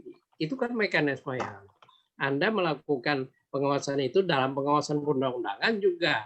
Saya bilang kan harus jalan itu. Ketika itu sudah selesai dibahas, disetujui bersama konsepnya. Maka konsepnya disetujui bersama undang-undang perda di daerah oleh DPRD dan kepala daerahnya kan. Seperti sama analog undang-undang dengan presiden. Konsepnya persetujuan bersama. Toh. Dulu memang kita kurang nomenklaturnya hanya persetujuan aja kan. Sekarang dilengkapi persetujuan bersama. Jadi tidak bisa juga artinya sepihak ya. Nah, tadi Pak Prof. Saidi Prof. Saldi menjelaskan dengan apa dominasi presiden ya dalam ya, urutan perundang-undangan, tahapan perundang-undangan. Ya benar, saya juga pendapat mengamati itu persoalan pengesahan tidak campur tangan oleh, tidak bisa situ masuk DPR ya. Kemudian pengundangan juga itu ranahnya pemerintah, karena itu dominasi pemerintah. Tapi memang dominasi pemerintah itu diperlukan, tapi harus bertanggung jawab. Bagaimanapun namanya pelaksanaan pemerintah bertanggung jawab. Ketika ada persoalan hukum yang maka akan bisa dimintai pertanggungjawaban. Tapi pertanggungjawaban secara politik kah? Kalau politik ranahnya DPR untuk mengkritik kembali. DPR kan bisa menjatuhkan nanti, tapi tidak langsung. Dengan mekanisme menjatuhkan presiden, impeachment atau pemakzulan kan, mekanisme hukumnya ada di konstitusi kita, di undang-undang dasar kan. Nah, syarat-syaratnya juga ada, tidak seperti dulu kan agak karena kita terus membenahi instrumen hukum kita supaya itu menjadi pedoman ya, bagi orang hukum ketika melaksanakan sesuatu yang seharusnya. Saya kira itu dulu yang namanya cover jawaban saya dengan baik untuk penanya Mas Ribut. Ini sekaligus Kak moderator Mas Mulis. Saya akan menjawab yang lain, bisa yang lain lagi menambahkan untuk penanya yang lain. Yang kedua Mas Aji. Ya Mas Aji tadi bicara kedaulatan ya mungkin ya. Baik. Maaf Prof, apa saya diizinkan menambahkan dulu atau Prof dulu? Nanti saya terakhir saya semua Pak. Oh, pertanyaan semua dulu ya. Nggih. Nah, baik, ini untuk penanya kedua, itu bicara kedaulatan.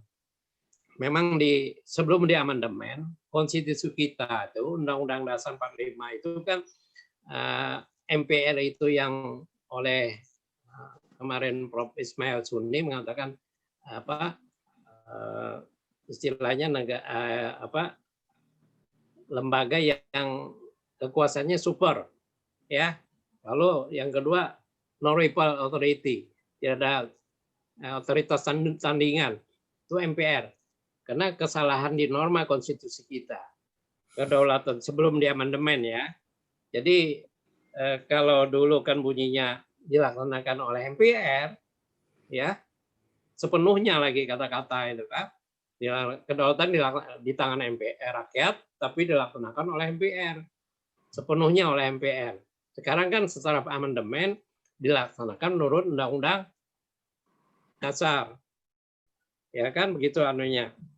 Jadi ini sudah diperbaiki norma konstitusi kita. Nah, jadi lembaga negara sebagai pelaksana pertanyaan itu lembaga negara lain tadi kan apakah pelaksana kedaulatan? Iya, pada dasarnya juga dalam arti kedaulatan yang luas ya, dalam arti yang karena kedaulatan itu kan sesuatu yang datang berasal dari rakyat, dominasi dari rakyat ya. Jadi kalau kita teorikan dulu MPR itu segalanya, ya memegang penuh kedaulatan, pelaksana kedaulatan rakyat, itu yang agak keliru. Selalu saya bahaskan itu enggak sebenarnya, teorinya salah. Lalu seolah-olah MPR menurunkan kepada lembaga yang di bawahnya karena dia lembaga tertinggi dulu. Ya, apakah hal yang lain itu mendapat turunan atribusi atau apa dari kekuasaan yang ada di pada MPR itu menjadi nggak pas, nggak tepat ya. Nah, yang terakhir ada penanya kedua ini bicara MPR menetapkan GBHN lagi. Memang wacana baru di perkembangan keterangan kita udah lama kedengaran bahwa MPR itu mau menciptakan lagi yang namanya haluan negara baru, istilahnya kalau dulu kan sebutnya garis-garis besar haluan negara. Kita kan sudah punya undang-undang pengganti GBHN ya.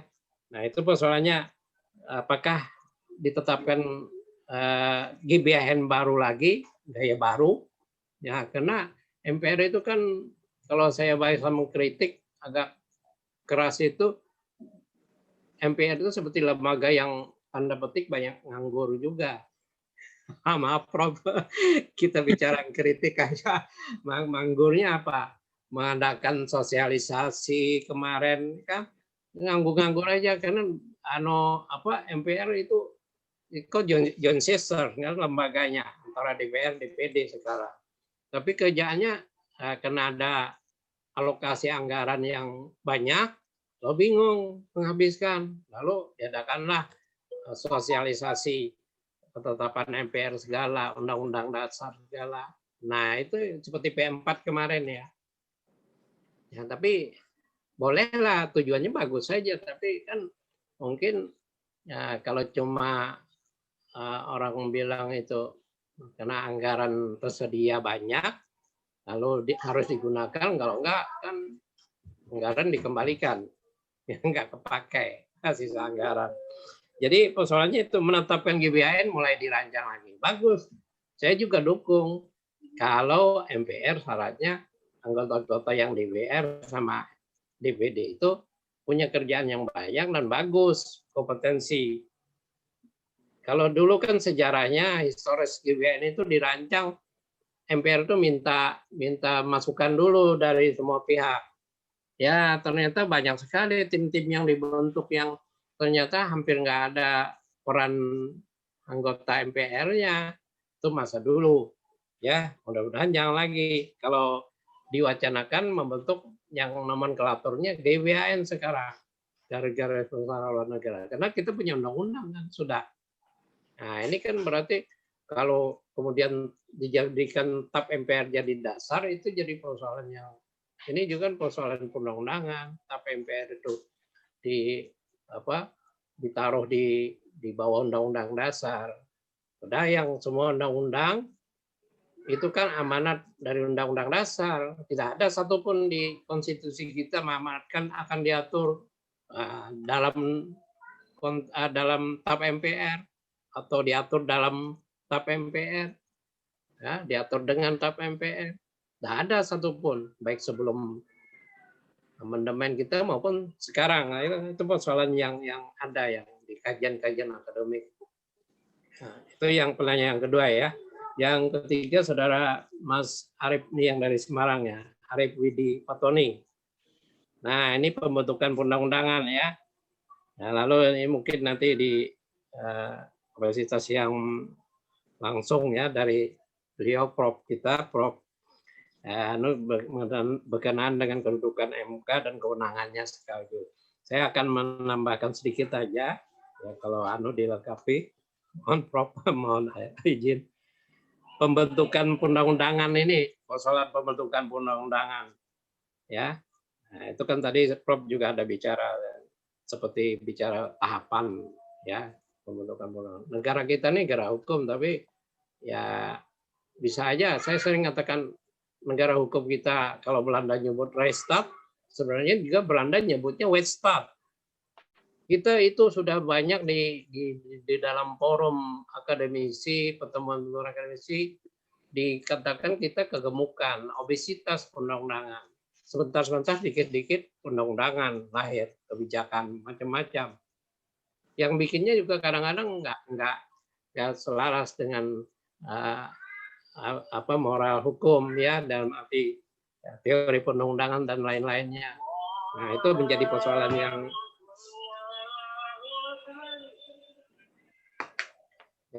yang di dalam pembentukan perundang-undangan kita ini menjadi masih perlu. Kita ini negara hukum, tapi jangan sampai hanya dapat label negara undang-undang aja. Saya kan ketika pertemuan kemarin ada asosiasi pengajar HTN se-Indonesia kumpul itu mulai di situ menghadapkan sudah persoalan-persoalan yang dilontarkan, didiskusikan persoalan obesitas kebijakan, obesitas perundangan kita. Negara kita tuh banyak sekali undang-undangan. Kalau nggak salah kayak gitu ya Prof. Ya, mohon dilengkapi. Ya, cukup mungkin dari saya yang jawab ini, ya mungkin di. Baik. Terima kasih Pak Ahmadi atas tanggapannya. Izin waktu kita tinggal 15 menit kayaknya. Jadi masih banyak pertanyaan, sebenarnya ini ada sekitar 8 pertanyaan dari 8 penanya lagi. Saya sebutkan dari institusinya saja ya, ada Nova dari Pak Masan Sumbar, mahasiswa Ilmu Hukum UIN Suskariau, kemudian ada Pak Aldi Fadilah dari Kota Pekanbaru, kemudian ada Pak Abdas dari Pemih Unlam, kemudian ada Muhammad Rizadi, mahasiswa Pasca Sarjana, Magister Ilmu Hukum Universitas Pajajaran. Kayaknya pertanyaannya hampir mirip-mirip saja ini, substansinya adalah kelembagaan negara. Mungkin Pak Saldi Isra, silakan untuk memaparkan lebih dalam terkait hal ini, Pak. Silakan Pak Saldi. Ya, Mas Muklis, terima kasih. Saya mulai ya dari Pak Ribut Pak Idi tadi dari Universitas Trunojoyo. Ini kalau soal konflik norma, memang ini salah satu problem kita memang adanya proses penyusunan undang-undang ya, itu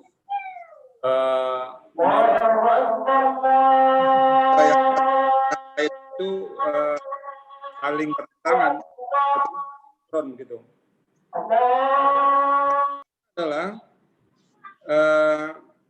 timbul masalah di pelaksanaan. Mestinya menurut saya yang dicontohkan Pak Ribut tadi, Undang-Undang 23 2014 tentang pemerintahan daerah itu kan core bisnisnya Komisi 2 dengan pemerintah. Sementara Undang-Undang MD 3 itu core bisnisnya Komisi 2 juga dengan pemerintah. Harusnya karena ini ada di komisi yang sama, ruang untuk melakukan harmonisasi, sinkronisasi, itu menjadi jauh lebih mudah dilakukan. Tapi dalam prakteknya itu sulit terjadi. Saya masih ingat dulu ada undang-undang tentang pendidikan nasional, undang-undang tentang pendidikan tinggi. Di satu undang-undang disebut profesor itu sampai 65 tahun, di undang-undang yang lain disebut sampai 70 tahun. Coba bayangkan untuk hal yang clear saja seperti itu masih terdapat perbedaan.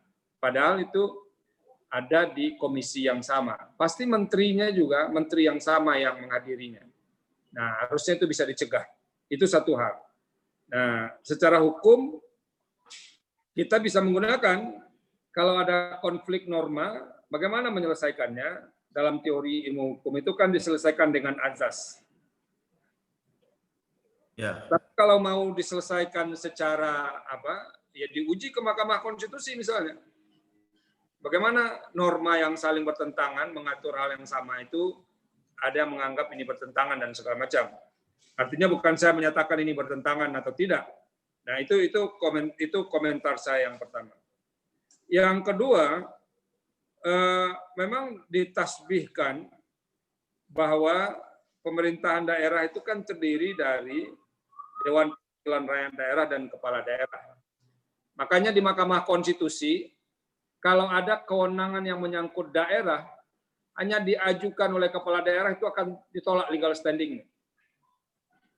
Jadi kalau yang menyangkut kewenangan daerah, itu pemohonnya haruslah kepala daerah dengan DPRD menjadi satu sebagai pemohon. Itu caranya di Mahkamah Konstitusi supaya orang ini memang kelihatan menjadi satu badan. Nah, kalau ada kemudian pasal lain yang mengatur kewenangan, ini sebetulnya biasa saja. Fungsi pengawasan, ada hak interpelasi, hak mengajukan pendapat dan segala macamnya, menurut saya itu sesuatu yang dimiliki. Ini kan mirip dalam contoh tertentu walaupun tidak sama, mirip dengan pengawasan internal yang dimiliki oleh pemerintah juga. Ada namanya Badan Pengawasan yang penyelenggara internal di pemerintah. Kalau di daerah itu ada Bawasda, ada Inspektorat, itu BPKP begitu, yang kayak begini. Jadi itu sesuatu yang harus diterima karena tugas dari DPR itu salah satu adalah mengawasi pemerintah daerah, dalam hal ini kepala daerah dengan jajarannya, supaya dalam penyelenggaraan pemerintahan daerah itu mereka tidak terdorong kepada hal-hal yang bisa kontraproduktif dengan kewenangan yang diberikan kepada pemerintah daerah. Tapi acap kali Pak Ribut, ini DPRD kadang-kadang menggunakan ini dengan perhitungan politik yang terlalu berlebihan pada salah satu sisi. Sementara di sisi lain, kadang-kadang kepala daerah tidak juga bertoleransi dengan fungsi-fungsi pengawasan yang dimiliki oleh apa? Oleh DPRD. Akhirnya terjadi konflik. Gitu. Harusnya dua pihak ini karena dia ada dalam satu kelompok sebagai pemerintahan daerah, dia harus menyadari masing-masing dan dia harus tahu posisi masing-masing, gitu. Nah, itu yang kadang-kadang tidak terbangun dengan baik dalam penyelenggaraan pemerintahan daerah. Itu yang bisa saya jelaskan terkait dengan norma yang Pak Ribut anggap tadi konflik itu. Terima kasih, Pak Prof. Ya, Pak Asri, ini soal daulat rakyat. Sebetulnya kalau kita letakkan dalam konteks daulat rakyat itu dalam sistem kita kan diberikan kepada dua tempat, legislatif dan eksekutif. Jadi daulat rakyat diberikan kepada DPR misalnya, DPD, kemudian daulat rakyat diberikan juga oleh apa? Oleh pemilih kepada presiden. Nah itu. Tapi konstitusi kita memberikan makna itu jauh lebih luas dibanding itu. Agar apa? Agar daulat rakyat itu tidak dimonopoli oleh satu atau dua institusi. So kalau daulat rakyat dimonopoli oleh dua institusi, maka kemudian lembaga negara yang dapat daulat langsung itu kemudian bisa menjadi menganggap lebih berkuasa dibanding yang lainnya. Jadi dalam pemahaman saya lembaga-lembaga negara yang ada di dalam konstitusi itu memang menyelenggarakan pancaran dari daulat rakyat itu dalam porsi yang berbeda. DPR ini, DPD ini, Presiden ini, Mahkamah Agung ini, Mahkamah Konstitusi dan segala macamnya. Kenapa? Karena semuanya apa yang dijabarkan dalam konstitusi itu kan bermuara kepada apa yang dimaktubkan dalam pembukaan Undang-Undang Dasar 1945 untuk mencapai tujuan bernegara begitu. Nah, kalau semua lembaga negara memegang prinsip itu, jadi kalaupun ada perbedaan itu lebih pada bagaimana mereka memahami, memikirkan dan bekerja untuk mewujudkan tujuan bernegara seperti yang dimaktubkan dalam pembukaan Undang-Undang Dasar 1945. Jadi ya memang begitu. Ini kalau nanti Pak Asri sempat baca buku saya yang sistem pemerintahan itu, saya jelaskan kalau orang memilih sistem presidensil, memang di mana-mana antara eksekutif dengan legislatif itu selalu tarik-menarik. Bawaannya memang begitu. Sudah bawaan dari lahirnya sistem itu begitu. Nah, itu risikonya. Jadi apapun pilihan sistem itu punya risiko sendiri-sendiri. Pak Arief, ini bagaimana menjelaskan lembaga negara ini banyak sekali ya. Nanti kalau Pak Arief sempat ke Gramedia nanti bisa baca itu bagaimana saya menjelaskan pembagiannya dalam buku lembaga negara dan bisa dibaca di situ. Tadi saya sudah singgung juga. Ada yang membagi berdasarkan fungsi, ada yang membagi berdasarkan hierarki, ada yang berbagi berdasarkan dasar hukum pembentukannya. Jadi banyak pembagiannya. Ada yang membagi berdasarkan apakah lembaga itu karena dia diperintahkan Undang-Undang Dasar atau tidak. Jadi banyak pembagian dan itu semuanya saya cantumkan di bab 1 buku lembaga negara ini. Bagaimana kedudukan MK? MK adalah salah satu pemegang kedaulatan rakyat dalam kekuasaan kehakiman yang menurut Undang-Undang Dasar kekuasaan kehakiman itu dilaksanakan oleh Mahkamah Agung dengan jajaran peradilan yang ada di bawahnya dan sebuah Mahkamah Konstitusi. Jadi Mahkamah Konstitusi itu pemegang kekuasaan kehakiman selain Mahkamah Agung. Kenapa? Pemegang kekuasaan kehakiman kita itu ada dua, Mahkamah Agung dan Mahkamah Konstitusi. Kewenangannya apa saja? Di pasal 24C itu disebutkan 5 kewenangan Mahkamah Konstitusi. Satu itu menguji undang-undang terhadap Undang-Undang Dasar. kedua itu menyelesaikan sengketa kewenangan antar lembaga negara, ini pernah juga diselesaikan.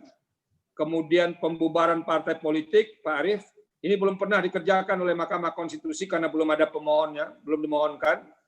Yang keempat itu adalah penyelesaian sengketa hasil pemilihan umum, baik pemilihan presiden, pemilihan DPR, juga DPD dan pemilihan DPRD. Kemudian adalah memberikan pendapat hukum kalau proses pemakzulan presiden. Kalau DPR menganggap presiden melanggar luar negara, melanggar pasal tentang pemakzulan dalam Undang-Undang Dasar itu, kemudian akan disampaikan MK yang akan memutus. Di luar itu ada kewenangan tambahan menyelesaikan sengketa hasil pemilihan kepala daerah. Mana yang paling banyak dilaksanakan? Yang paling banyak itu pengujian undang-undang, kemudian penyelesaian sengketa pemilihan umum, penyelesaian sengketa pemilihan kepala daerah, kemudian penyelesaian sengketa kewenangan antar lembaga negara. Dari 5 kewenangan yang ada di konstitusi itu yang belum pernah dilaksanakan, 1, pembubaran partai politik karena belum pernah dimohonkan. Yang kedua, soal menyatakan pendapat kalau akan ada pemakzulan. Ini belum pernah dilaksanakan karena sejak Undang-Undang Dasar 45 diubah, belum ada upaya untuk memakzulkan presiden. Jadi itu belum pernah dilaksanakan, Pak Arief. Di luar itu, pengujian undang-undang terhadap Undang-Undang Dasar sudah pernah dilaksanakan, kemudian penyelesaian sengketa antar lembaga negara sudah pernah dikerjakan, penyelesaian sengketa pemilihan umum sudah pernah dikerjakan, penyelesaian sengketa pemilihan kepala daerah sudah pernah dikerjakan. Dan ini mulai bulan Desember tahun ini, karena akan ada pemilihan kepala daerah di 270 daerah, maka Desember, Januari, Februari, Maret, Mahkamah Konstitusi akan lebih fokus pada penyelesaian sengketa hasil pemilihan kepala daerah. Kira-kira itu yang bisa saya sampaikan. Ini waktu memang terbatas. Mudah-mudahan ada kesempatan lain nanti kita bisa ketemu dalam forum yang berbeda, dan tentu diharapkan diskusinya jauh lebih intensif dibandingkan yang sekarang. Saya kembalikan ke moderator, Mas Mukhlis dan Mbak Heni. Baik, terima kasih atas paparan Pak Prof. Terima kasih atas waktu dan kesempatan Pak Prof pada hari ini. Juga terima kasih kami sampaikan kepada Rahmadi dari UNLAM, Universitas Lampung Mangkurat maksudnya. Dan terima kasih atas kehadiran Bapak-Bapak dan Ibu sekalian pada kesempatan virtual ini. Kemudian terima kasih kepada pihak Raja Wali nih, penerbit Raja di Grafindo, Grafindo Persada yang telah memfasilitasi kegiatan kita hari ini. Mudah-mudahan bisa memberikan manfaat yang banyak, dan minta maaf pada kawan-kawan yang bertanya tidak bisa dibacakan semua. Mudah-mudahan apa dipaparkan oleh pemateri waktu semua. Ini akhiri dengan pantun motor metik tak pakai rantai, akan pagi hari berpisah bukannya bercerai. Semoga lain waktu kita bertemu lagi. Wassalamualaikum warahmatullahi wabarakatuh. Waalaikumsalam warahmatullahi wabarakatuh. Terima kasih Pak Ahmad Mukhlis, terima kasih Pak Ahmadi. Prof. Saldi Isra, selamat pagi, selamat mengisi aktivitas weekendnya. Kami dari penerbit Raja Grafindo Persada mengucapkan terima kasih. Semoga 4 buku Prof ini bisa dibeli dengan diskon khusus di sini. Dan akhir kata, selamat weekend. Wassalamualaikum warahmatullahi wabarakatuh. Sehat-sehat selalu. Waalaikumsalam warahmatullahi wabarakatuh. Prof. Ya, sama-sama Pak Madi. Nanti diurus sama Mbak ini. Ya. Oke, makasih Pak. Iya, waalaikumsalam Prof. Lalu sukses. Pak Astri katanya. Baik, minta izin Rif ya. Yes, monggo Mas Ahmad Mukhlis. Terima kasih loh Mas. Salam kenal, nanti moga-moga bisa ada kesempatan. Pak Ribut Baidi, terima kasih. Nanti pengumuman yang mendapat hadiah free kami hanya ada 3. Insya Allah nanti saya nunggu informasi dari Mas Ahmad Mukhlis untuk diinformasikan ke Pak Mulyadi ya. Siapa aja yang akan mendapat buku, terutama yang di pertanyaannya dibaca oleh Prof. Saldi. Nanti WA aja ke Pak Mulyadi biar kami kirim ke alamat masing-masing yang mendapat hadiah dari Prof. Saldi. 3 penanya yang dibacakan oleh Prof. Kurang lebih itu ya Pak Ahmad Mukhlis. Kami amit mundur. Makasih loh Mas. Jangan kapok kegiatan. Masih banyak buku hukum yang bisa dibahas bersama ULM. Pak Pak Ahmadi juga terima kasih, nanti BA ke Pak Mulyadi ya alamat pengirimannya, karena tadi ada amanah dari Prof untuk diberikan ke Pak Ahmadi. Ini adalah buku yang akan kami share ke teman-teman semua. Mas Pandu silahkan di-share buku 4 Prof yang dipromokan hari ini dan bisa didiskon nanti. Insya Allah ada diskon khusus beda dengan yang ada di pasar khusus untuk peserta hari ini. Kurang lebih itu. Kami amit mundur ya Mas. Ya, makasih. Assalamualaikum. Assalamualaikum semuanya. Waalaikumsalam warahmatullahi wabarakatuh. Baik, Nis, terima kasih. Mohon izin live. Terima kasih. Terima kasih Pak Ribut Baidi. Mohon pamit. Oke. Terima kasih Pak Ahmadi.